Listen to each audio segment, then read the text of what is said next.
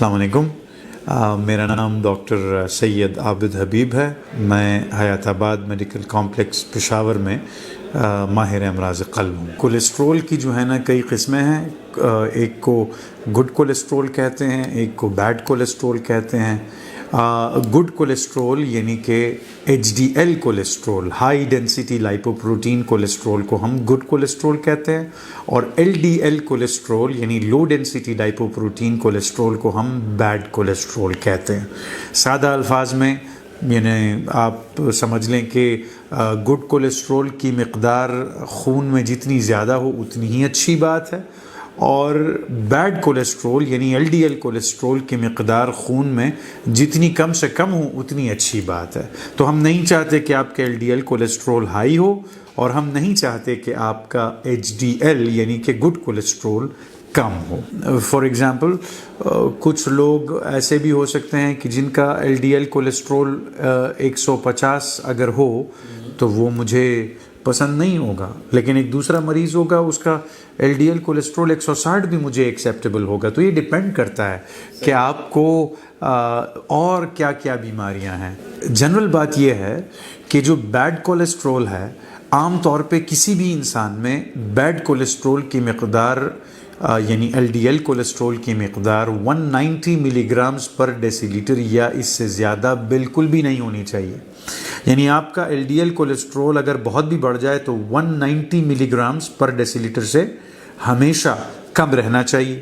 یہ تو ہو گئی عام بات۔ اور جس مریض کو خدا نخواستہ دل کی بیماری ہو، شوگر، بلڈ پریشر اور اس طرح کے اور امراض ہوں جو دل کی بیماری کا باعث بنتے ہیں، تو ایسے مریض کو تو ہم کہتے ہیں کہ بھی آپ کا ایل ڈی ایل کولیسٹرول تو 100 سے بھی کم ہونا چاہیے، بلکہ اکثر تو ہم کہتے ہیں کہ 70 سے بھی کم ہونا چاہیے۔ ایون کہ نئی ریسرچز اب آئی ہیں اور نئی ریسرچ یہ کہتی ہے کہ 50 سے بھی اگر کسی کا ایل ڈی ایل کولیسٹرول کم ہو تو اور بھی اچھی بات ہے۔ تو یعنی اگر آپ کو کوئی دل کی بیماری نہیں ہے، شوگر بلڈ پریشر نہیں ہے، کبھی فالج نہیں ہوا آپ کو، ہارٹ اٹیک نہیں ہوا آپ کو، تو آپ کا ایل ڈی ایل کولیسٹرول کبھی بھی 190 سے تو اوپر جانا ہی نہیں چاہیے۔ لیکن اگر آپ کو ان بیماریوں میں سے کوئی بھی بیماری ملحق ہے، جیسے کہ دل کی بیماری ہو، شوگر بلڈ پریشر، فالج وغیرہ آپ کو ہوا ہو کبھی، یا شوگر بلڈ پریشر ہو یا ہارٹ اٹیک ہوا ہو، تو آپ کا ایل ڈی ایل کولیسٹرول تو ہم چاہتے ہیں کہ 100 سے بھی کم ہو تو اچھا ہے۔